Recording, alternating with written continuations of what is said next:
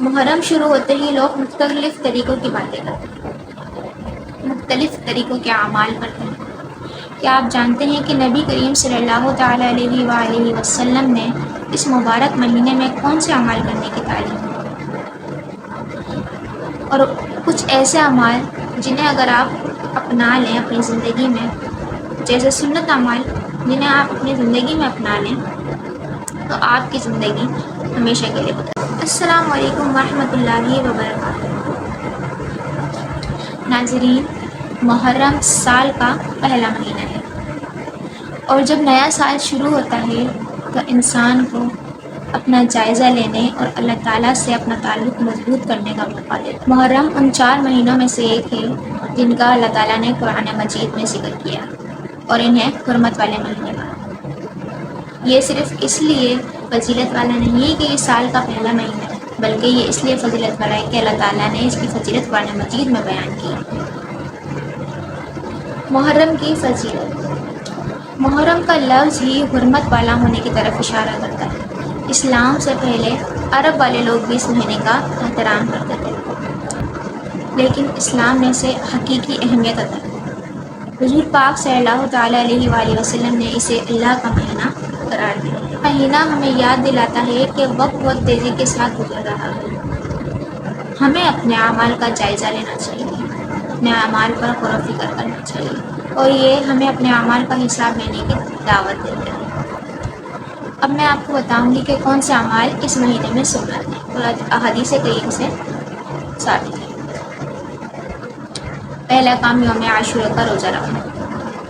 صحیح احادیث میں روایت ہے کہ ایک بار حضور پاک صلی اللہ تعالیٰ علیہ وآلہ وسلم مدینہ تشریف لے گئے تو آپ نے وہاں پہ یہودیوں کو 10 محرم الحرام کا روزہ رکھتا ہوا دیکھا۔ تو آپ نے ان سے پوچھا کہ آپ لوگ اس مہینے کا روزہ کیوں رکھتے ہیں؟ تو انہوں نے کہا کیونکہ اس مہینے اللہ تعالیٰ نے حضرت موسیٰ علیہ السلام کو فرعون سے نجات دی، اس لیے ہم اس دن کا روزہ رکھتے ہیں۔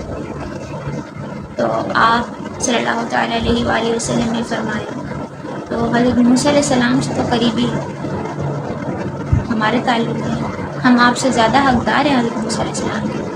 تو آپ صلی اللہ تعالیٰ علیہ وسلم نے خود بھی اس دن کا روزہ رکھا اور صحابہ کرام کو بھی اس دن کے روزے رکھنے کی ترغیب دی۔ اور ایک اور حدیث پاک میں آتا ہے کہ اس دن کا روزہ رکھنے سے اللہ تعالیٰ پچھلے سال کی صغیرہ گناہ کو بخش دیتا ہے۔ اتنی ہی عظیم برکت ہے، اتنی ہی عظیم فضیلت ہے اس روزے کی کہ کیوں نہ ہم اس مہینے کا اس دن کا روزہ رکھیں۔ دوسرا سنت عمل یہ ہے کہ 9 اور 10 کا روزہ رکھیں۔ صحیح حدیثوں سے حضور پاک کی بات ثابت ہے۔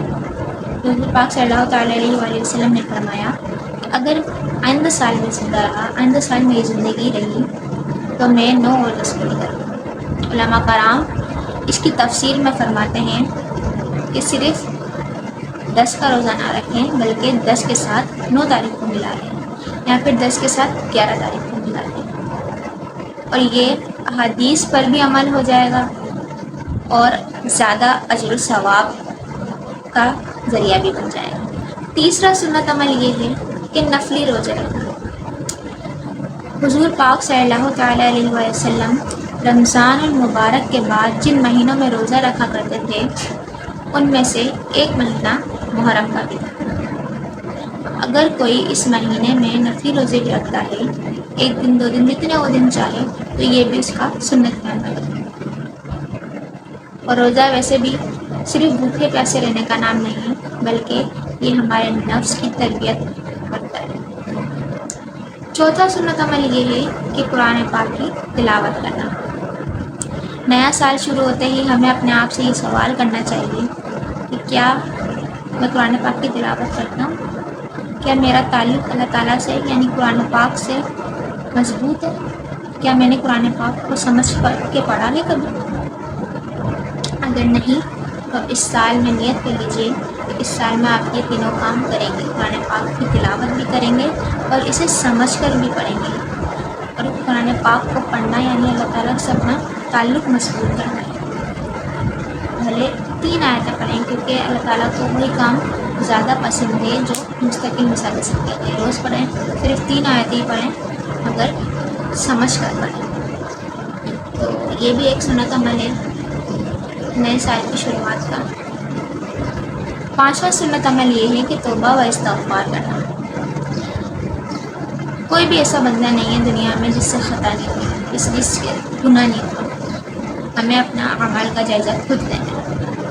ہم جانتے ہیں کہ ہم کتنے نیک ہیں اور کتنے برے ہیں، ہم اپنے اعمال کو اچھی طرح سے جانتے ہیں، تو ہمیں خود اپنے اعمال کا جائزہ لینا ہے کہ پچھلے سال ہم سے یہ ہوا ہے کہ اب ہم نیت کرتے ہیں، ہم اللہ تعالیٰ سے توبہ کرتے ہیں، اللہ تعالیٰ سے استغفار کرتے ہیں کہ اب آئندہ یہ عمل نہیں ہوگا، اور اگلے سال یعنی جو ہمارا سال شروع ہوا ہے اس سال ہم نیکی کے راستے پر چلیں گے اور گناہوں سے بچیں گے۔ یہ عمل بھی سنت قرار دیا گیا ہے۔ 7واں سنت عمل یہ ہے کہ کربلا کے واقعے سے سبق حاصل کرنا۔ اس مہینے کا سب سے اہم جو واقعہ ہے وہ واقعہ کربلا ہے۔